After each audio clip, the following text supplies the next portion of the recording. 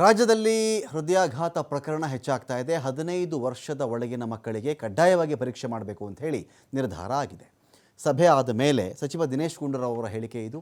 ಸಾರ್ವಜನಿಕರಲ್ಲಿ ಈ ವಿಚಾರವಾಗಿ ಅರಿವು ಮೂಡಿಸಬೇಕಾಗತ್ತೆ. ತೀರಾ 15 ವರ್ಷದ ಒಳಗಿನ ಮಕ್ಕಳು, 15 ವರ್ಷದ ಆಸುಪಾಸಿರೋರು, ಇವರಿಗೆ ಹೃದಯಾಘಾತ ಆಗ್ತಾ ಇದೆ.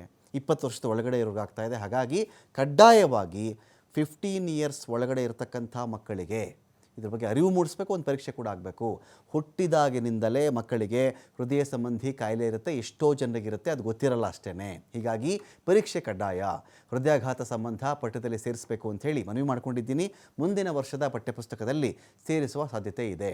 ಸಚಿವ ಮಧು ಬಂಗಾರಪ್ಪ ಅವರು ನೈತಿಕ ಶಿಕ್ಷಣ ನೀಡತಕ್ಕಂಥ ಭರವಸೆ ಕೊಟ್ಟಿದ್ದಾರೆ ಅಂಥೇಳಿ ಬೆಂಗಳೂರಲ್ಲಿ ಆರೋಗ್ಯ ಸಚಿವ ದಿನೇಶ್ ಗುಂಡೂರಾವ್ ಹೇಳಿಕೆ ಕೊಟ್ಟಿದ್ದಾರೆ.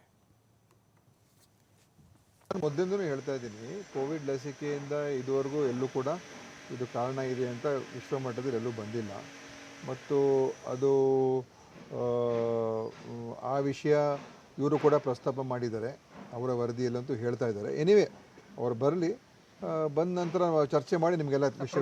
ಡೆತ್ತು ಆಗ್ತಾ ಇರ್ತದೆ, ಯಾವ ಕಾರಣಕ್ಕಾಗಿದೆ, ಏನಾಗಿದೆ, ಏನು ಕಾರಣ. ಈಗ ಡೆತ್ಗಳು ಆಗ್ತಾನೆ ಇರ್ತದೆ. ಹಾಸನಲ್ಲಿ ಡೆತ್ತೇ ಆಗೋದಿಲ್ವಾ? ಆಗಿದೆ. ಸೊ ಇದೇ ಆಗುತ್ತೆ ಅದೇ ಆಗುತ್ತೆ ಅಂತ ನಾವು ಹೀಗೆ ಆಗುತ್ತೆ ಅಂತ ಹೇಳಕ್ಕೆ ಬರೋದಿಲ್ಲ. ಅದೇ ಅವರ ತಜ್ಞರ ಒಂದು ವರದಿ ಆಧಾರದ ಮೇಲೆ ನಾನು ಹೇಳ್ತೀನಿ. ನಾನು ಮೊದಲು